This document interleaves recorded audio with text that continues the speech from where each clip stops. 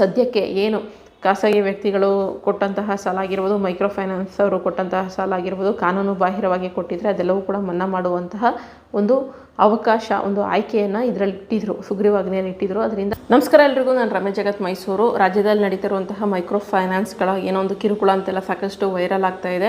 ಒಂದಷ್ಟು ಜನ ಊರು ಬಿಡುವಂಥದ್ದು, ತುಂಬ ಜನ ಜೀವವನ್ನು ಕಳ್ಕೊಂಡಿರುವಂತಹ ಸುದ್ದಿಗಳೆಲ್ಲ ಏನು ವೈರಲ್ ಆಗ್ತಿದೆ, ಇದನ್ನೆಲ್ಲ ಪರಿಗಣನೆಗೆ ತಗೊಂಡು ನಮ್ಮೊಂದು ರಾಜ್ಯ ಸರ್ಕಾರ ಸುಗ್ರೀವಾಜ್ಞೆಯನ್ನು ರೆಡಿ ಮಾಡಿತ್ತು. ಅಂದರೆ ಈ ಒಂದು ಮೈಕ್ರೋ ಫೈನಾನ್ಸ್ಗಳು ಜೊತೆಗೆ ಖಾಸಗಿ ಲೇವಾದೇವಿದಾರರು, ಅಂದರೆ ಖಾಸಗಿಯಾಗಿ ಸಾಲವನ್ನು ಕೊಡ್ತಾರಲ್ಲ ಅಂಥವರು ಎಲ್ಲರನ್ನ ಇನ್ಕ್ಲೂಡ್ ಮಾಡಿಕೊಂಡು ಒಂದು ಸುಗ್ರೀವಾಜ್ಞೆಯನ್ನು ಜಾರಿಗೆ ತರಬೇಕು ಅಂತ ಅಂದ್ಬಿಟ್ಟು ಒಂದು ಕರಡನ್ನು ರೆಡಿ ಮಾಡ್ಕೊಂಡಿದ್ರು.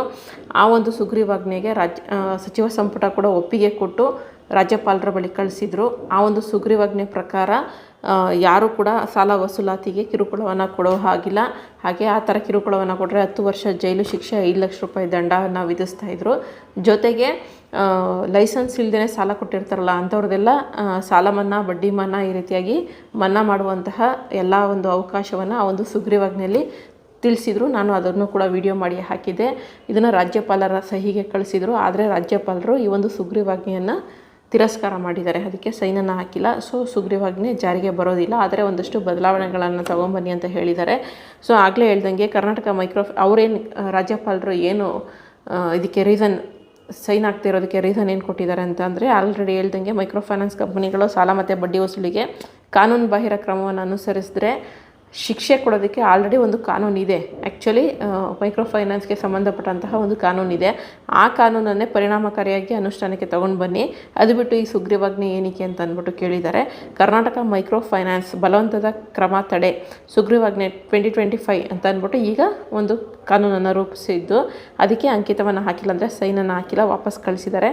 ಆಲ್ರೆಡಿ ಕಾನೂನುಗಳು ಇಲ್ಲದೇ ಇದ್ದ ಸಂದರ್ಭದಲ್ಲಿ ಸುಗ್ರೀವಾಜ್ಞೆ ಅನಿವಾರ್ಯ ಆಗುತ್ತೆ. ಆದರೆ ಸಾಲ ನೀಡುವವರಿಂದ ಕಿರುಕುಳವನ್ನು ತಡೆಯಲು ಮನಿ ಲೆಂಡರ್ಸ್ ಕಾಯ್ದೆ 1961, ನೆಗೋಷಿಯಬಲ್ ಇನ್ಸ್ಟ್ರೂಮೆಂಟ್ಸ್ ಕಾಯ್ದೆ 1881, ಕರ್ನಾಟಕ ಋಣ ಕಾಯ್ದೆ 1976, ಭಾರತೀಯ ದಂಡ ಸಂಹಿತೆ, ಅಂದರೆ ಇಷ್ಟು ಕಾನೂನುಗಳು IPC ಸೆಕ್ಷನಲ್ಲಿ ಇಷ್ಟು ಕಾನೂನುಗಳು ಇದ್ದಾವೆ. ಆ ಒಂದು ಕಾನೂನುಗಳನ್ನೇ ಮತ್ತು ಕರ್ನಾಟಕ ಪೊಲೀಸ್ ಕಾಯ್ದೆ ಎಲ್ಲವೂ ಕೂಡ ಇದೆ. ಎಲ್ಲವನ್ನು ಕೂಡ ಇಲ್ಲಿ ಬಳಸ್ಕೊಳ್ಳೋಕ್ಕೆ ಅವಕಾಶವಿದೆ. ಅದನ್ನೆಲ್ಲ ಫಸ್ಟು ನೀಟಾಗಿ ಬಳಸ್ಕೊಳ್ಳಿ.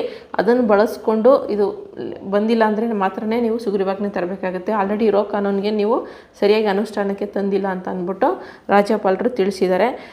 ಸೊ ಲಭ್ಯ ಕಾನೂನು ಆಲ್ರೆಡಿ ಇರುವಂತಹ ಕಾನೂನುಗಳ ಅನುಷ್ಠಾನದಲ್ಲಿ ದಕ್ಷತೆ ಮತ್ತು ಪೊಲೀಸ್ ವ್ಯವಸ್ಥೆಯ ಬಳಕೆಯಲ್ಲಿ ಸಮಸ್ಯೆ ಇರುವುದರಿಂದಲೇ ಕಿರುಕುಳ ಉಂಟಾಗ್ತಾ ಇದೆ. ಅವುಗಳನ್ನೇ ಪರಿಣಾಮಕಾರಿಯಾಗಿ ಬಳಸ್ಕೊಳ್ಳಿ.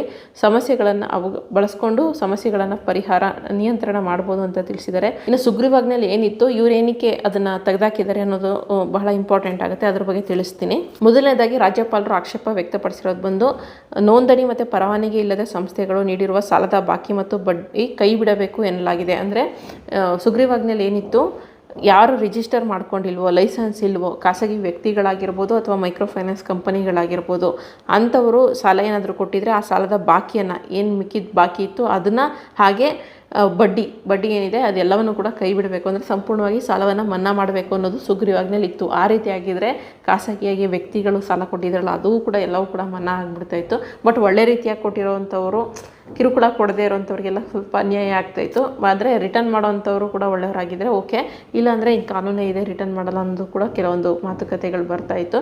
ಆದರೆ ಈಗ ರಾಜ್ಯಪಾಲರು ಇದಕ್ಕೆ ಆಕ್ಷೇಪವನ್ನು ವ್ಯಕ್ತಪಡಿಸಿದ್ದಾರೆ. ಲೈಸೆನ್ಸ್ ಇಲ್ಲದೇ ಇರೋರು, ನೋಂದಣಿ ಮತ್ತು ಪರವಾನಗಿ ಇಲ್ಲದ ಸಂಸ್ಥೆಗಳು ನೀಡಿರುವ ಸಾಲದ ಬಾಕಿ ಮತ್ತು ಬಡ್ಡಿ ಕೈ ಬಿಡಬೇಕು ಎನ್ನಲಾಗಿದೆ ಅಂತಿದೆಯಲ್ಲ, ಇದಕ್ಕೆ ಒಂದು ಆಕ್ಷೇಪವನ್ನು ವ್ಯಕ್ತಪಡಿಸಿದ್ದಾರೆ. ಇದಕ್ಕೆ ನಮ್ಮ ಒಂದು ಕಾನೂನು ಸಚಿವರು ಸಹ ಉತ್ತರವನ್ನು ಕೊಟ್ಟಿದ್ದಾರೆ. ಏನಂದರೆ, ನೋಂದಣಿ ಮತ್ತು ಪರವಾನಗಿ ಇಲ್ಲದ ವ್ಯಕ್ತಿ ಅಥವಾ ಸಂಸ್ಥೆ ಸಾಲ ನೀಡೋದು, ಬಡ್ಡಿ ಚಕ್ರಬಡ್ಡಿ ವಸೂಲಿ ಮಾಡೋದು ಕಾನೂನು ಬಾಹಿರ ಅನ್ನುವಂಥ ಒಂದು ಸ್ಪಷ್ಟನೆಯನ್ನು ಕೊಟ್ಟಿದ್ದಾರೆ. ಮುಂದೆ ಏನಾಗುತ್ತೆ ಅಂತ ಕಾದು ನೋಡಬೇಕಾಗಿದೆ. ಇನ್ನು ರಾಜ್ಯಪಾಲರು ಮತ್ತೆ ಇನ್ನೇನು ಹೇಳಿದ್ದಾರೆ ಅಂತಂತಂದರೆ, ಕಾನೂನಾತ್ಮಕವಾಗಿ ಸಾಲ ನೀಡಿದವರಿಗೆ ಇದರಿಂದ ತೊಂದರೆಯಾಗುತ್ತದೆ, ಅವರಿಗಾಗುವ ನಷ್ಟವನ್ನು ತುಂಬಿಕೊಳ್ಳಲು ಸಾಧ್ಯವಾಗುವುದಿಲ್ಲ. ಅಂದರೆ ಕಾನೂನು ಪ್ರಕಾರ ಕೊಟ್ಟಿರ್ತಾರಲ್ಲ ಅವರಿಗೂ ಕೂಡ ಇದರಿಂದ, ಈ ಕಾನೂನಿಂದ, ಈ ಸುಗ್ರೀವಾಜ್ಞೆಯಿಂದ ತೊಂದರೆ ಆಗುತ್ತೆ ಅಂತ ಹೇಳಿದ್ದಾರೆ. ಆದರೆ ಇದಕ್ಕೆ ಮತ್ತೆ ನಮ್ಮ ಒಂದು ಕಾನೂನು ಸಚಿವರು ಸಾಲ ವಸೂಲಾತಿಗೆ ಹಿಂಸೆ, ಒತ್ತಡ ತಂತ್ರ, ಕಿರುಕುಳ ನೀಡುವುದನ್ನು ಸುಗ್ರೀವಾಜ್ಞೆ ನಿಷೇಧಿಸುತ್ತದೆಯೇ ಹೊರತು ಕಾನೂನಾತ್ಮಕವಾಗಿ ಸಾಲ ನೀಡಿದವರು ಸಾಲ ಮತ್ತು ಬಡ್ಡಿಯನ್ನು ವಸೂಲಿ ಮಾಡಬಾರದು ಎಂದು ಸುಗ್ರೀವಾಜ್ಞೆಯಲ್ಲಿ ಪ್ರಸ್ತಾಪಿಸಿಯೇ ಇಲ್ಲ ಅಂತ ಹೇಳಿದ್ದಾರೆ. ಸುಗ್ರೀವಾಜ್ಞೆಯಲ್ಲಿ ಕಾನೂನು ಮೂಲಕ ಕೊಟ್ಟಿರುವಂಥವ್ರಿಗೆ ಯಾವುದೇ ರೀತಿಯಾದಂಥ ತೊಂದರೆ ಇಲ್ಲ, ಚಿತ್ರಹಿಂಸೆ ಕೊಡೋರಿಗೆ ಮಾತ್ರ, ಕಾನೂನು ಬಾಹಿರವಾಗಿ ಕೊಟ್ಟಿರುವಂಥವ್ರಿಗೆ ಮಾತ್ರ ಅನ್ವಯ ಆಗುತ್ತೆ ಅಂತ ತಿಳಿಸಿದ್ದಾರೆ. ಬಟ್ ರಾಜ್ಯಪಾಲರು ಇದನ್ನು ರಿಜೆಕ್ಟ್ ಮಾಡಿದ್ದಾರೆ. ಇದರ ಜೊತೆಗೆ ಮೈಕ್ರೋ ಫೈನಾನ್ಸ್ ಅಡಿ ಗರಿಷ್ಠ 3 ಲಕ್ಷ ರೂಪಾಯಿ ಮಾತ್ರ ಸಾಲ ನೀಡಬಹುದು. ಅಂಥದ್ರಲ್ಲಿ 10 ವರ್ಷ ಜೈಲು ಶಿಕ್ಷೆ ಮತ್ತು 5 ಲಕ್ಷ ದಂಡ ವಿಧಿಸೋದು ನೈಸರ್ಗಿಕ ನ್ಯಾಯ ತತ್ವಕ್ಕೆ ವಿರುದ್ಧ ಅಂತ ಅವರು ಹೇಳಿದ್ದಾರೆ. ಯಾರು? ರಾಜ್ಯಪಾಲರು ಹೇಳಿದ್ದಾರೆ. ಈ ಕಡೆ ಕಾನೂನು ಸಚಿವರು ಅದಕ್ಕೆ ಮತ್ತೆ ಸ್ಪಷ್ಟೀಕರಣ ಕೊಟ್ಟಿದ್ದಾರೆ. ಸಾಲದ ಮೊತ್ತದ ಆರಂಭದಲ್ಲಿ ಶಿಕ್ಷೆ ಮತ್ತು ದಂಡ ವಿಧಿಸಿಲ್ಲ, ಬದಲಿಗೆ ವಸೂಲಿ ಸಂದರ್ಭದಲ್ಲಿ ಎಸಗಿದ ಹಿಂಸೆ, ಕಿರುಕುಳ, ಕಾನೂನು ಬಾಹಿರ ಕೃತ್ಯಗಳನ್ನು ಆಧರಿಸಿ ಶಿಕ್ಷೆ ಮತ್ತು ದಂಡದ ಪ್ರಮಾಣ ನಿರ್ಧರಿಸಲಾಗಿದೆ ಅಂತ ತಿಳಿಸಿದ್ದಾರೆ. ಇದರ ಜೊತೆಗೆ ಸಾಲ ನೀಡುವಂತಹ ಸಂಸ್ಥೆಗಳು ಸಾಲಗಾರರಿಂದ ಯಾವುದೇ ಭದ್ರತೆಯನ್ನು ಪಡೆಯಬಾರದು ಅಂತ ಹೇಳಿತ್ತು. ಆದರೆ ಈ ರೀತಿಯಾಗಿ ಮಾಡಿದ್ರೆ ಸರ್ಕಾರಿ ಬ್ಯಾಂಕುಗಳು ಸಾಲದ ನಿಯಮಗಳಿಗೆ ವಿರುದ್ಧವಾಗಿರುತ್ತೆ, ಸಾಲ ನೀಡೋದಕ್ಕೆ ವ್ಯವಹಾರ ತೊಡಕಾಗುತ್ತೆ ಅಂದ್ಬಿಟ್ಟು ರಾಜ್ಯಪಾಲರು ಹೇಳಿದ್ದಾರೆ. ಇದಕ್ಕೆ ಮತ್ತೆ ನಮ್ಮ ಕಾನೂನು ಸಚಿವರು ಸ್ಪಷ್ಟೀಕರಣ ಕೊಟ್ಟಿದ್ದಾರೆ. ಯಾವುದೇ ಭದ್ರತೆ ಪಡೆಯದೇ ಸಾಲ ನೀಡಬೇಕು ಎಂಬುದು ಮೈಕ್ರೋ ಫೈನಾನ್ಸ್ ವ್ಯವಸ್ಥೆಗೆ RBI ನೀಡಿರುವ ಮಾರ್ಗಸೂಚಿಯಾಗಿರುತ್ತೆ, ಅದನ್ನೇ ಸುಗ್ರೀವಾಜ್ಞೆಯಲ್ಲಿ ಸೂಚಿಸಲಾಗಿದೆ ಅಂತ ಅಂದ್ಬಿಟ್ಟು ಕಾನೂನು ಸಚಿವರು ಸ್ಪಷ್ಟೀಕರಣ ಕೂಡ ಕೊಟ್ಟಿದ್ದಾರೆ. ಇನ್ನು ಅದರ ಜೊತೆಗೆ ಬ್ಯಾಂಕಿಂಗ್ ವ್ಯವಸ್ಥೆಯಲ್ಲಿ ಸಾಲ ದೊರಕದೇ ಇರುವವರಿಗೆ ಅನುಕೂಲಕ್ಕೆ ಮೈಕ್ರೋ ಫೈನಾನ್ಸ್ ವ್ಯವಸ್ಥೆ ರೂಪುಗೊಂಡಿದೆ. ಇಂತಹ ನಿರ್ಬಂಧಗಳಿಂದ ಬ್ಯಾಂಕಿಂಗ್ ಸಾಲ ವ್ಯವಸ್ಥೆ ವಂಚಿತ ಜನರ ಅಪೇಕ್ಷೆಗಳಿಗೆ ಅಡಚಣೆಯಾಗುತ್ತದೆ ಅಂತ ರಾಜ್ಯಪಾಲರು ಹೇಳಿದ್ದಾರೆ. ಈ ಕಡೆ ಮತ್ತೆ ಕಾನೂನು ಸಚಿವರು ಮೈಕ್ರೋ ಫೈನಾನ್ಸ್ ಕಂಪನಿಗಳು ಸಾಲ ನೀಡುವುದು ಮತ್ತು ವಸೂಲಿ ಮಾಡುವುದನ್ನು ನಿರ್ಬಂಧಿಸುವ ಅಂಶಗಳು ಸುಗ್ರೀವಾಜ್ಞೆಯಲ್ಲಿ ಇಲ್ಲ, ಇರುವ ಕಾನೂನನ್ನು ಪಾಲಿಸಿ ಅಂತಷ್ಟೇ ಸೂಚಿಸ್ತಾ ಇದ್ದೀವಿ ಅಂತ ಅಂದ್ಬಿಟ್ಟು ಕೂಡ ತಿಳಿಸಿದ್ದಾರೆ. ಇನ್ನು ನೋಂದಾಯಿತ ಮತ್ತು ಪರವಾನಗಿ ಹೊಂದಿದ ಬ್ಯಾಂಕೇತರ ಹಣಕಾಸು ಸಂಸ್ಥೆಗಳು NBFC ಅಂತ ಹೇಳ್ತೀವಿ, ಸುಗ್ರೀವಾಜ್ಞೆಯಿಂದ ಹೊರಗಿಡಲಾಗಿದೆ. ಇವು ದೊಡ್ಡ ಪ್ರಮಾಣದಲ್ಲಿ ಸಾಲ ನೀಡುತ್ತಿದ್ದು ಸುಗ್ರೀವಾಜ್ಞೆ ಅವುಗಳಿಗೆ ಅನ್ವಯಿಸುವುದಿಲ್ಲ ಅಂತ ಅಂದ್ಬಿಟ್ಟು ಹೇಳಿದ್ದಾರೆ. ಆದರೆ ಕಾನೂನು ಸಚಿವರು ಏನು ಹೇಳಿದ್ದಾರೆ, ಇಂತಹ NBFCಗಳು RBIನ ನಿಬಂಧನೆಗಳಿಗೆ ಒಳಪಟ್ಟಿವೆ, ಅವುಗಳನ್ನು ಸುಗ್ರೀವಾಜ್ಞೆಯಿಂದ ಹೊರಗಿಡುವುದು ಕಾನೂನಿನ ಅಗತ್ಯವಾಗಿದೆ ಅಂತ ಅಂದ್ಬಿಟ್ಟು ತಿಳಿಸಿದ್ದಾರೆ.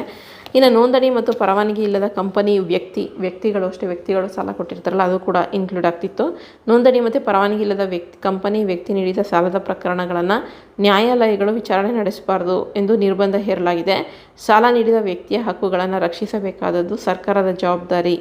ಸಾಲವನ್ನು ರದ್ದು ಮಾಡಿದರೆ ಅದು ಕಾನೂನು ಸಂಘರ್ಷಕ್ಕೆ ಕಾರಣ ಆಗುತ್ತೆ ಅಂತ ಅಂದ್ಬಿಟ್ಟು ರಾಜ್ಯಪಾಲರು ಹೇಳಿದ್ದಾರೆ. ಅಂದರೆ ಇದನ್ನು ರಿಜೆಕ್ಟ್ ಮಾಡೋದಕ್ಕೆ ರೀಸನ್ಗಳು ಕೊಟ್ಟಿರುವಂಥದ್ದು. ಇನ್ನು ಅದಕ್ಕೆ ಇವರು ಕೂಡ ಕಾನೂನು ಸಚಿವರು ಕೂಡ ಸ್ಪಷ್ಟೀಕರಣ ಕೊಟ್ಟಿದ್ದಾರೆ. ಕಾನೂನಾತ್ಮಕವಾಗಿ ನೀಡಿದ ಸಾಲ ಮತ್ತು ಬಡ್ಡಿಯ ವಸೂಲಿಗೆ ಮಾತ್ರವೇ ಅವಕಾಶವಿದೆ. ಕಾನೂನು ಬಾಹಿರವಾಗಿ ನೀಡಿದ ಸಾಲ ಮತ್ತು ಬಡ್ಡಿ ವಸೂಲಿ ಪ್ರಕರಣಗಳನ್ನು ನ್ಯಾಯಾಲಯದಲ್ಲಿ ವಿಚಾರಣೆಗೆ ಒಳಪಡಿಸಲು ಸಾಧ್ಯವೇ ಇಲ್ಲ ಅಂತ ಅಂದ್ಬಿಟ್ಟು ಕಾನೂನು ಸಚಿವರು ಕೂಡ ಸ್ಪಷ್ಟನೆ ಕೊಟ್ಟಿದ್ದಾರೆ. ಇನ್ನು ಇದರ ಜೊತೆಗೆ ಸಹಜ ನ್ಯಾಯ ತತ್ವದಂತೆ ಪ್ರತಿಯೊಬ್ಬ ವ್ಯಕ್ತಿಯು ಕಾನೂನು ಹೋರಾಟದ ಹಕ್ಕಿದೆ. ಸಾಲ ನೀಡಿದವರು ನ್ಯಾಯಾಲಯಕ್ಕೆ ಹೋಗುವುದನ್ನು ನಿರ್ಬಂಧಿಸುವುದು ಸಂವಿಧಾನವು ಕೊಟ್ಟಿರುವ ಮೂಲಭೂತ ಹಕ್ಕುಗಳ ಉಲ್ಲಂಘನೆ ಅಂತ ಅಂದ್ಬಿಟ್ಟು ರಾಜ್ಯಪಾಲರು ಹೇಳಿದ್ದಾರೆ. ಈ ಕಡೆ ಇವರು ಕಾನೂನು ಸಚಿವರು ನೋಂದಣಿ ಮತ್ತು ಪರವಾನಗಿ ಇಲ್ಲದ ಕಾನೂನು ಬಾಹಿರವಾಗಿ ನೀಡಿದ ಸಾಲ ಹಾಗೂ ಅದರ ಮೇಲಿನ ವಿಪರೀತ ಬಡ್ಡಿಯ ವಸೂಲಿಯನ್ನು ಮೂಲಭೂತ ಹಕ್ಕು ಎಂದು ಪರಿಗಣಿಸಲಾಗುತ್ತೆ. ಕಾನೂನು ಬಾಹಿರ ಚಟುವಟಿಕೆಗೆ ಸಾಂವಿಧಾನಿಕ ರಕ್ಷಣೆ ಕೊಟ್ಟಂತೆ ಹಾಗೆ ಮಾಡುವುದು ಸಂವಿಧಾನ ವಿರೋಧಿ ಕ್ರಮವಾಗುತ್ತದೆ ಅಂತ ಕೂಡ ತಿಳಿಸಿದ್ದಾರೆ. ಟೋಟಲಿ ಈಗ ರಾಜ್ಯಪಾಲರು ಹಾಗೂ ರಾಜ್ಯ ಸರ್ಕಾರದ ನಡುವೆ ಜಟಾಪಟಿ ನಡೀತಾ ಇದೆ. ಇವರು ಏನೇ ಆದರೂ ಸುಗ್ರೀವಾಜ್ಞೆ ಜಾರಿಗೆ ತರಲೇಬೇಕು ಅಂತ ಅಂದ್ಬಿಟ್ಟು ರಾಜ್ಯ ಸರ್ಕಾರ, ಯಾಕಂದರೆ ಜನರ ಒಂದು ಹಿತರಕ್ಷಣೆ ಕಾಪಾಡೋದಕ್ಕೋಸ್ಕರ. ಆದರೆ ರಾಜ್ಯಪಾಲರು ಹೇಳೋ ಪ್ರಕಾರ ಸಾಲ ಈಸ್ಕೊಂಡವರಿಗೆ ಯಾವ ರೀತಿ ಕಾನೂನಿನ ರಕ್ಷಣೆ ಬೇಕು, ಸಾಲ ಕೊಟ್ಟವರಿಗೂ ಕೂಡ ಕಾನೂನಿನ ರಕ್ಷಣೆ ಬೇಕು. ಸೊ ಸಾಲ ಕೊಟ್ಟವರಿಗೆ ಇದರಿಂದ ಅನ್ಯಾಯ ಆಗಿಬಿಡುತ್ತೆ ಅನ್ನೋದು ರಾಜ್ಯಪಾಲರ ಒಂದು ಕಳಕಳಿ. ಬಟ್ ಆದರೆ ಇನ್ನೇನೋ ಕಂಪನಿಗಳ ಲಾಬಿ ಅಂತ ಅಂದ್ಬಿಟ್ಟು ಸ್ವಲ್ಪ ಇಲ್ಲ ಏನೇನೋ ಸುದ್ದಿಗಳು ಹರಿದಾಡ್ತಾ ಇದೆ. ಯಾವುದೋ ಕಂಪನಿಗಳೆಲ್ಲ ರಾಜ್ಯಪಾಲರನ್ನ ಭೇಟಿ ಮಾಡಿದ್ರು ಅಂತ, ಬಟ್ ಗೊತ್ತಿಲ್ಲ, ಅದೆಲ್ಲ ಗಾಡಿ ಸುದ್ದಿನೂ ಇರ್ಬೋದೋ ಏನೋ ಗೊತ್ತಿಲ್ಲ. ಆದರೆ ಸದ್ಯಕ್ಕೆ ಏನು ಖಾಸಗಿ ವ್ಯಕ್ತಿಗಳು ಕೊಟ್ಟಂತಹ ಸಾಲ ಆಗಿರ್ಬೋದು, ಮೈಕ್ರೋ ಫೈನಾನ್ಸ್ ಅವರು ಕೊಟ್ಟಂತಹ ಸಾಲ ಆಗಿರ್ಬೋದು, ಕಾನೂನು ಬಾಹಿರವಾಗಿ ಕೊಟ್ಟಿದ್ದರೆ ಅದೆಲ್ಲವೂ ಕೂಡ ಮನ್ನಾ ಮಾಡುವಂತಹ ಒಂದು ಅವಕಾಶ, ಒಂದು ಆಯ್ಕೆಯನ್ನು ಇದರಲ್ಲಿ ಇಟ್ಟಿದ್ರು, ಸುಗ್ರೀವಾಜ್ಞೆಯಲ್ಲಿ ಇಟ್ಟಿದ್ರು. ಅದರಿಂದ ಒಂದಷ್ಟು ಜನರಿಗೆ ಅನುಕೂಲ ಆಗಿರ್ತಾ ಇತ್ತು. ಬಟ್ ಅದನ್ನು ದುರುಪಯೋಗ ಕೂಡ ಕೆಲವರು ಪಡಿಸ್ಕೊತಾ ಇದ್ರು. ಯಾಕಂದರೆ ಒಳ್ಳೆ ರೀತಿಯಾಗಿ ನ್ಯಾಯಯುತವಾಗಿ ಸಾಲ ಕೊಟ್ಟಿರೋವ್ರಿಗೂ ಕೂಡ ರಿಟರ್ನ್ ಮಾಡ್ದೇ ಈ ಟೈಮ್ನಲ್ಲಿ ಇದು ಮಾಡ್ಬೋದಾಗಿತ್ತು. ಬಟ್ ಆದರೆ ಎಲ್ಲಕ್ಕೂ ಕೂಡ ರಾಜ್ಯಪಾಲರಿಗೆ ತಿರಸ್ಕಾರ ಮಾಡಿದ್ದಾರೆ. ಜೊತೆಗೆ ಇನ್ನೇನು ಮಾರ್ಚ್ ತಿಂಗಳಲ್ಲಿ ಅಧಿವೇಶನ ನಡೆಯುತ್ತಲ್ಲ, ಆ ಒಂದು ಅಧಿವೇಶನದಲ್ಲಿನೇ ಚರ್ಚೆ ಮಾಡಿಬಿಟ್ಟು ಅಲ್ಲೇ ಒಂದು ಒಮ್ಮತಕ್ಕೆ ಬಂದು ತೀರ್ಮಾನವನ್ನು ತಗೊಳ್ಳಿ ಅಂತ ಅಂದ್ಬಿಟ್ಟು ಕೂಡ ಚರ್ಚಿಸಿ ನಂತರ ನಿರ್ಧಾರವನ್ನು ಮಾಡಿ ಅಂತ ಕೂಡ ತಿಳಿಸಿದ್ದಾರೆ. ಈಗ ನೆಕ್ಸ್ಟು ಅಧಿವೇಶನ ಏನು ನಡೆಯುತ್ತೆ ಅಲ್ಲಿ ಈ ಒಂದು ಸುಗ್ರೀವಾಜ್ಞೆ ಬಗ್ಗೆ ನಿರ್ಧಾರ ಆಗಬೇಕು. ಈಗ ಇದಕ್ಕೂ ಒಂದಷ್ಟು ತಿದ್ದುಪಡಿಯನ್ನು ತಂದು ಮತ್ತೆ ರಾಜ್ಯಪಾಲರ ಹತ್ರ ಕಳಿಸುವಂತಹ ನಿರ್ಧಾರವನ್ನು ಮಾಡಿದ್ದಾರೆ. ಬಟ್ ಆದರೆ ಅಧಿವೇಶನದಲ್ಲಿ ಚರ್ಚೆ ಆದ ನಂತರವೇ ಈ ಒಂದು ಏನು ಮೈಕ್ರೋ ಫೈನಾನ್ಸ್ ಘಟಕಗಳಾಗಿರ್ಬೋದು ಅಥವಾ ಖಾಸಗಿ ವ್ಯಕ್ತಿಗಳು ಕೆಲವರು ಒಳ್ಳೆ ರೀತಿಯಾಗಿಯೂ ಫೈನಾನ್ಸ್ ಮಾಡ್ತಾರೆ. ಬಟ್ ಕೆಲವರು ಕಿರುಕುಳ ಏನು ನೀಡ್ತಾರೆ ಅಂಥವ್ರಿಗೆಲ್ಲ ಏನು ಮುಂದೆ ನಿರ್ಧಾರ ಅಂತ ಅಂದ್ಬಿಟ್ಟು ಅಧಿವೇಶನ ಆದ ಬಳಿಕನೇ ಗೊತ್ತಾಗುತ್ತೆ. ಸೊ ನಾನು ಅದು ವಿಡಿಯೋ ಮಾಡಿದ್ನಲ್ಲ, ಸಾಲ ಮನ್ನಾ ಆಗುವಂತಹ ಸಾಧ್ಯತೆ ಇದೆ ಅಂತ ಅಂದ್ಬಿಟ್ಟು ಅದಕ್ಕೋಸ್ಕರ ಇದು ರಾಜ್ಯಪಾಲರು ಇದನ್ನು ತಿರಸ್ಕಾರ ಮಾಡಿದ್ದಾರೆ. ಸುಗ್ರೀವಾಜ್ಞೆಯನ್ನು ಸಂಪೂರ್ಣವಾಗಿ ತಿರಸ್ಕಾರ ಮಾಡಿ ಸ್ಪಷ್ಟೀಕರಣವನ್ನು ಕೂಡ ಕೊಟ್ಟಿದ್ದಾರೆ. ಅದಕ್ಕೋಸ್ಕರ ಈ ಒಂದು ವಿಡಿಯೋ ಮಾಡಿ ಮಾಹಿತಿ ತಿಳಿಸೋಣ ಅಂತ ಅಂದ್ಬಿಟ್ಟು ಮಾಡಿದ್ದೀನಿ. ಮಾಹಿತಿ ಉಪಯುಕ್ತ ಆಗಿದ್ದರೆ ಹಾಗೆ ಒಂದು ಸಬ್ಸ್ಕ್ರೈಬ್ ಮಾಡ್ಕೊಳ್ಳಿ. ಇದರ ಜೊತೆಗೆ ನನ್ನ ಒಂದು ಪುಸ್ತಕ ಇದರ ಜೊತೆಗೆ ನಾನು ಬರೆದಿರುವಂತಹ ಕಾದಂಬರಿ ಬೇಕಿದ್ದವರು ಓದುವಂತಹ ಆಸಕ್ತಿ ಇರುವಂಥವರು ಡಿಸ್ಪ್ಲೇಯಲ್ಲಿ ನಂಬರ್ ಬರ್ತಾ ಇದೆಯಲ್ಲ, ಆ ನಂಬರ್ಗೆ ಒಂದು ವಾಟ್ಸಪ್ ಮೆಸೇಜ್ ಮಾಡಿ ಓದಿದ ನಂತರ ಪುಸ್ತಕದ ಕೊನೆಯಲ್ಲಿ ನನ್ನದು ಪರ್ಸ್ನಲ್ ನಂಬರ್ ಇದೆ, ಆ ಒಂದು ನಂಬರ್ಗೆ ನಿಮ್ಮ ಅಭಿಪ್ರಾಯವನ್ನು ತಪ್ಪದೇ ತಿಳಿಸಿ ಅಂತ ಕೇಳ್ಕೊತೀನಿ. ಇದಿಷ್ಟು ಇವತ್ತಿನ ವಿಡಿಯೋ. ಮುಂದಿನ ವಿಡಿಯೋ ಜೊತೆ ಮತ್ತೆ ಸಿಗ್ತೀನಿ. ಧನ್ಯವಾದಗಳು. Thank you so much.